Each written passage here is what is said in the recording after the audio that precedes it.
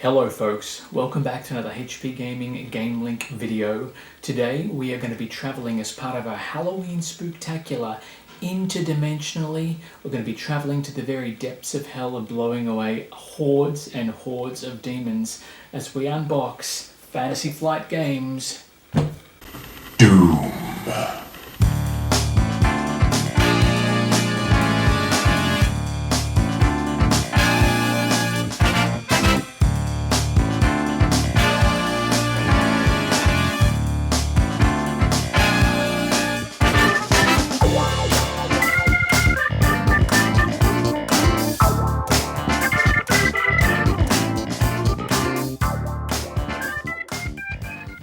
Hi folks, welcome back. For those of you who don't know me, my name is Matt and I am very excited to be able to bring you something as part of a Halloween Spooktacular for 2020. We are talking about Fantasy Flight Games Doom adaptation. This is an adaptation of the 2016 board game, and seeing as Doom Eternal is now hitting our shelves and consoles, has been out for a little while now, I thought it only fitting that this October for Halloween we unbox this bad boy, and I do mean bad boy. It is a huge box.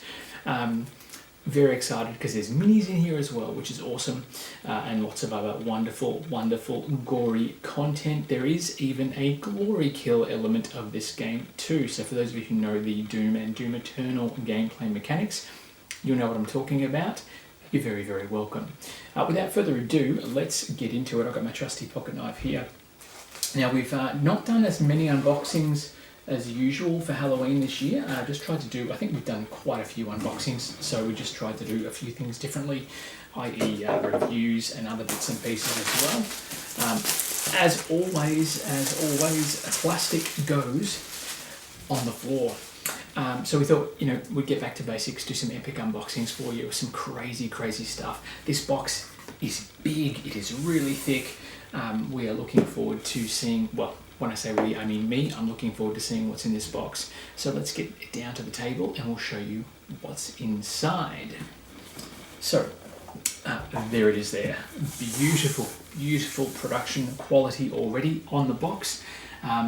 ID software, Bethesda obviously, which took control and bought out ID. It's even got the little UAC symbol on the front of the box, as well as the Cyber Demon artwork, which is just amazing. But I'm talking too much. Let's get inside and have a look. A good creepy box opening as well, which I really like. Let's put that over there on the display. Now, we've got as always with a lot of the Fantasy Flight stuff, they've got a learn to play guide, which basically goes over the core concepts of the game. And talks about different assemblies, the tokens, the concepts. Always good to have a look through the learn to play first before you get into the actual gameplay itself. It'll help you set up tutorials and things as well. Lots of full color art, understanding what the cards mean when they're exhausted, movement directions, all that sort of stuff. It's recommended that you read through this one, then play the tutorial, and then have the rules reference on hand for when you are playing the games proper, because there's always a rules reference in the book, and in this one as well there is an operation guide. Now, Doom is not there's sort of a mini campaign mode, I guess, for lack of a better term, but it's designed to be played, okay, this is a scenario, Marines versus the Hellspawn, and go at it. There's not meant to be a lot of lore, I should say. It's more basically about having fun and blowing away some aliens or Marines, depending on which side of the fence you're on. The rules reference, just as a quick guide through, is basically a lot of text and a little bit of explanations on some of the tokens and things as well, but there is a lot more detail in terms of rules and play and everything else as well. The operations guide we'll have a quick look through as well, but I want to get inside the box. Different missions that are available, objectives, map tile layout, because the maps are all made up like jigsaw pieces, which is awesome. And you've got all sorts of other bits and pieces here as well. How to spawn different demons, which demons spawn where, the ember tokens, not ember tokens, what are they called? Ether tokens, is that what it's called? What are they called? What are they called? I think it's Ether. Argent power tokens. Argent power tokens. I should remember that. That's terrible. And then in here you've got the different punch outs. And it looks like these are punch outs that are jigsaw orientated or stylized as for the board. Wow. There is a lot of secret stuff under here, but we'll get to that. Let's open up some of these punch boards now, hoping that you'll be able to see what's going on. We've got a different lighting setup because of Halloween. That's why we've got the red glow of hell behind me, which is very cool. Oh my goodness, there is a lot of punch board here. A lot. Plenty of tokens, damage tokens, things like that. More plastic to go on the floor. There is a ton of stuff in here. So this is, I mean, the punch board, the quality of production is always going to be great. It's Fantasy Flight, you know it's going to be amazing. You really thick punch board there. You've got what looks like a some sort of base loading area. And on the back, that's Hell. G'day, Hell. How you doing? Nice to see you. Bloody brilliant. Bloody brilliant. And probably bloody disgusting too at some point. You've got teleporters. Now you do have the ability to telefrag demons and things as well. Now the game is designed to play 4 players, and I think there's 3 Marines, 2 to 5 players, I think it might be actually. So 4 Marines versus the Onslaught Demons of Hell. Up to 4 Marines, so you can play with 2 Marines. I think you could possibly play with 1 as well if you tweak the rules a little bit. There's more damage tokens and things here. You can see more teleporters, damage tokens there, extra stun tokens and bits and pieces as well, and lots of map tiles denoting different areas. Ooh, pentagram. Different areas of the play scenarios that you can come up with. And then you've got these things here. Now when you choose, if you choose to play as the Marines, you'll actually elect a starting sort of loadout, I guess. And with your starting loadout, you'll be able to decide which deck you use. So there is a little bit of a deck building element of some degree to sort of, denote which weapons you're using, things like that. And then you've got these tokens here which tell you where things are going to spawn from in terms of enemies. There is so much punch board in this game, my goodness gracious me. Which is not a problem, we do like punch board. And you've got more corridors and things. What else have we got in here? Corridors, map tiles, and they simply just interlock like this. So it's literally just a jigsaw sort of thing that you put together. And obviously, true to form, you don't know what's in the rooms beyond until you move into those spaces. So I think that's going to be pretty cool as you move through and all of a sudden discover that there is something lurking in the darkness beyond. UAC markers, weapon markers, doorways here that you can move through. So these are doors that are open and closed. And they'll obviously denote different areas of the board that you move through. Now, let's see, what else have we got here? We've got a ton of cards, more cards, dice we'll have a look at, and I believe, the box is still quite heavy, so we're going to come back to that. Let's move that to the side for now. I won't go through all the cards for you, just because there's, well, maybe, you know what, let's do it. Let's go through the cards, why not? Because the cards are a pretty important part of it all. So your card backs here, you've got different card backs, different abilities, now these are Marine decks here, different abilities, UAC cards. So you build different decks based on the different style of the Marine that you're trying to construct, and they have different abilities on them. So Sentinel abilities, Commander, and these are cards you can play to your player board or player card that'll give you special abilities versus different minions and demons. It can also obviously help you out getting close to them movement wise for glory kills, stunned cards and effects as well. Then we have the full-size cards. So little mini cards are like status effects and things. The full-size cards allow for your deck.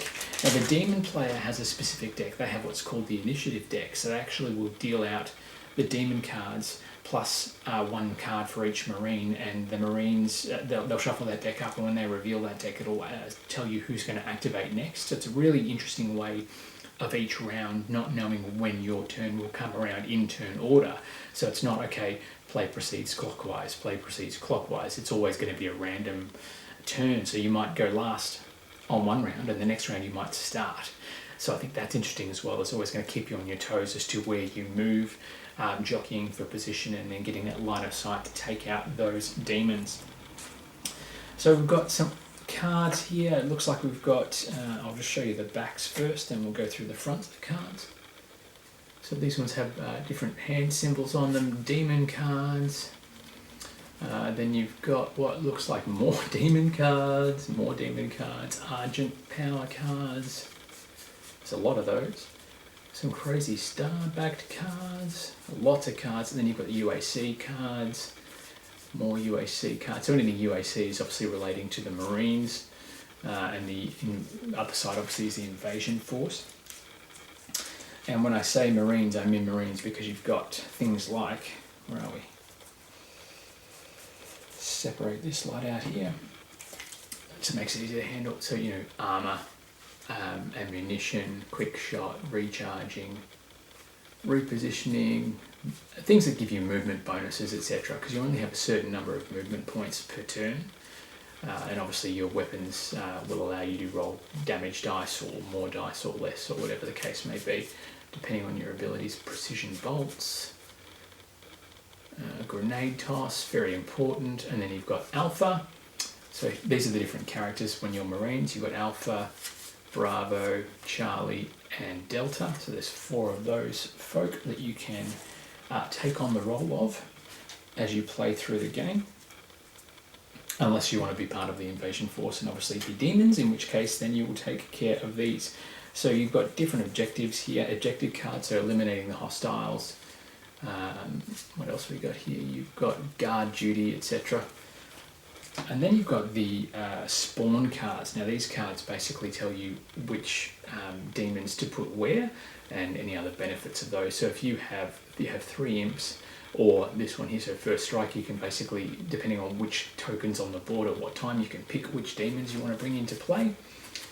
And I think the invasion players, their goal is to get a certain number of frags, so kill the Marines a number of times, whereas the Marines might have other objectives. These are different demons, abilities and cards and decks and things that you'll use to construct your powers. And then you've got, you know, invader cards for when you are building the initiative deck, and that's a different imp card there. These are the cards for the actual demon characters themselves. Cacodemon, Pinky, Mancubus, Revenant, Baron of Hell, Cyber Demon of course, and then a bit of a rules reference as well. So there's lots of cards in there. A lot of stuff in the box, and I haven't even gotten to the best part yet. The best part is still to come. So if we open up the tokens here, this bag, I should say, you've got little standees. So the standees are for the doors that we talked about earlier. So you get a bit of a 3D element on the game board, which is cool. And again, really good quality board. And then of course you've got the dice. Now I do know for a fact that there is never enough dice in a fantasy flight games product. You always need more dice. But you've got here combat dice, 2 blacks, 4 reds, and from what I understand, one of the characters in the game has a 12 die attack, so obviously you need to roll these twice, unless you can get some other bits and pieces. They do the job. That's not a bad roll. 1, 2, 3, 4, 5, 6 damage. That's probably the best I will ever roll. If you know, if you've watched our other videos, you know my dice rolling is rubbish, so that's probably the best I'll do. And I'll roll nothing but 1s, if that, for the next however many times I roll for this game. Now there is something else in this box that we haven't gone through yet, and I'm going to try and discover those now, and that is, oh, these, yes, that's it, these bad boys here, the minis. The all-important miniatures, which is, you know, what we all came here to see. If I can get this back in the box, gosh. The minis, it's what it's all about. There is a ton of minis here in this game. not just for the Marines themselves, but obviously for the invading force, and I mean like a ton. Check it out. So good, so good, so good, so good, so good. Okay, so let's have a look. We've got different minis here for the Marines. I'll get those guys out first because they're pretty awesome. We'll leave him to last because he's sick. So we've got a guy here with a little assault rifle. Don't know if you can see that very well there. Assault rifle Marine, which is cool. Then you've got a guy with a railgun or chain gun. Looking pretty amazing. I hope this is light enough for you to see all these guys. This guy looks like he's got some sort of shotgun or something, which is cool. And then the all-important dude with the weapon of choice, the chainsaw, which is just cool. The detail on these is awesome. The minis are great. They're a bit taller than most minis, which is great. Then we've got, let's see, we've got imps from the invasion side. They're just so cool. More imps, imps, imps, imps, imps. I'm just trying to separate some of these guys out so we can see what else we've got here. We have got what looks like... I'm not sure what these guys are. Oh, there's a Revenant. The Revenant is cool. With his double rocket launchers, he means business. And he's tall too. He's a big bastard. More imps. More imps, more imps, more imps. And then a Cacodemon. Very important Cacodemon. Chilling out there. Tendrils ahoy. The sculpts and the skin. These look seriously badass. They're really nasty looking buggers. And then it looks like we've got some sort of knight dude. Cybernetic dude's not a Baron of Hell, it's a different guy. Then we've got what looks like a Pinky, an augmented Pinky. Who's here doing his thing, clawing up a storm. They're just wicked. The minis, I might have to get another shot, just a close-up of all the minis because they are just so amazing. More imps we've got there. What else we've got? We've got another Revenant in a different pose. I think maybe that one's bent a bit, but that's okay. Let's have a look. We've got our Mancubus, which is one of the bigger ones here. It takes up a couple of extra spots on the board, and he's got that crazy belly. You can get in there and obviously do some damage. And then we have, let's see, we've got, oh my goodness, there is so much stuff. What looks like a Baron of Hell. The hooves on the Baron of Hell are sick. Check those out. The detail on these are amazing. I would not like to come across this guy in a dark alley, that is for sure. I mean, just look at the back of these things as well. Like, they've spared no expense. The minis are incredible, which is part of the reason I think why the price point for this is a little bit higher. The sculpts are amazing. There's a couple of different poses for each one. The army, the invasion forces just look amazing. I think even if I lose every game as the invader, I think I still want to do it just to be able to control the minis. Like the Cacodemons, the Revenants, they just look amazing. They're so good. They are so, so good. Mancubus. There is one other one. There's a couple of Mancubi, I should say. There is one other one here. The best part about the mini here with this one that I'm about to show you is that it doesn't require gluing. You can glue it if you want to, but it is a snap lock, so you don't have to stress too much about it. And it just snaps into place. I'm just going to make sure that I've got the right part on it with the right... There we go. Now this is the Cyber Demon. And he is seriously bulky and chunky and full of hate for the Marines, and that is why we love him. Look at this guy. If I get an imp, oh look, let's just get the chainsaw guy. Look at the size difference. This guy here, he's got a chainsaw, so he's probably still going to do a great job against the Cyber Demon, but he's got his work cut out for him. Look at that. Let's get up nice and close. Look at this guy. look at the claw on this thing. Look at it, it's huge. It's almost as big as my hand. Not quite, but still. The detail on the minis is sick. The base is huge, really, really sturdy. I mean, if you threw that at somebody, it would do some damage. But don't ever throw minis at people. But the sculpts on these, I mean, he just towers above everything else, as he rightfully should. But I think, I don't know, there's something about the mini sculpts. I mean, it's a Fantasy Flight product, and I've got a bit of a hard on for Fantasy Flight. I will say that out loud. I don't care. They make some great stuff. And as a result, I mean, you know, Doom is no exception. I've heard some things, having not played this myself, I've heard some people say, oh, it's a bit, you know, you can play it a couple of times and you've played everything it has to offer. I don't mind that. I don't want to be able to necessarily, I like going through campaigns. But at the same time, the idea of breaking this out, playing a scenario and having a good time, and then putting it away and bringing it back out, it's going to keep it fresh. It's going to keep it coming back to the table. Because once you play a game that is campaign heavy, like for example, Pandemic Legacy, once you play that through to its conclusion, are you going to bring it out and play it as a standard game of Pandemic again? Probably not. You're probably going to move on and find something else. Whereas this is, at its core, a book of different scenarios and different situations where Marines are just literally mowing down hordes of the undead and hell monsters. What I like about that is that the hell monsters scale depending on the Marines that are in the game. So if you have a game of 4 Marines versus the invasion force, you're going to pretty much use every mini that is here, and that is awesome. The overwhelming odds are what Doom was all about. Being able to be as a Marine and then move into the space of an imp and glory kill them to gain health back. Brilliant. I love that system.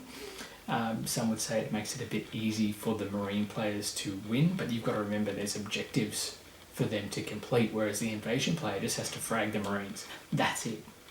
I do like the fact that different sculpts are going to allow for different things. I do like the fact that, the different sculpts and different stylize of the imps is awesome. The pinkies look great. The snarling teeth, I mean, these guys are ugly. Ugly as sin, as it were. Really looking forward to trialing this one out. Now, I want to try and get a playthrough done. Obviously, this is something that may not necessarily suit Charlotte's age group, so I may do a playthrough on my own, just as a bit of a how to play. But yeah, look, I think I'm very excited about this. I'm very excited about getting together with my mates, having a few beers, and having a great kick-ass time, because I think that's what this one is all about. There is going to be some more Halloween stuff coming up. We are not done yet. We still have quite a few videos to show you, along with our October Got You Backer, which is not too far away. Thank you to our Patreon subscribers for all of your love and support. We really appreciate everything you allow us to be able to do and your input into help creating this channel and this content. If you want to get a copy of Doom, we do have a few, and I do mean a few, limited copies available because it is currently out of print. You can find those at hpgaming.com.au. If you want to become a Patreon, as I mentioned earlier, you can jump on the address that is on your screen, and we'll gladly be able to share with you some extras and some freebies and some other goodies as well. Otherwise, if you have any questions, by all means, pop them in the comments below. Do you have a favourite scenario? By all means, let us know in the comments. And if you have anything you want to ask us off air, so to speak, just hit us up at orders@hpgaming.com.au. I am going to punch out the rest of these boards and get a bit of a playthrough done of the tutorial on my own. I don't care. I'm going to do it anyway. We will see you back at the table for more board game content very, very soon. Thank you very much for watching, and we'll see you back at the table very, very soon. Bye for now.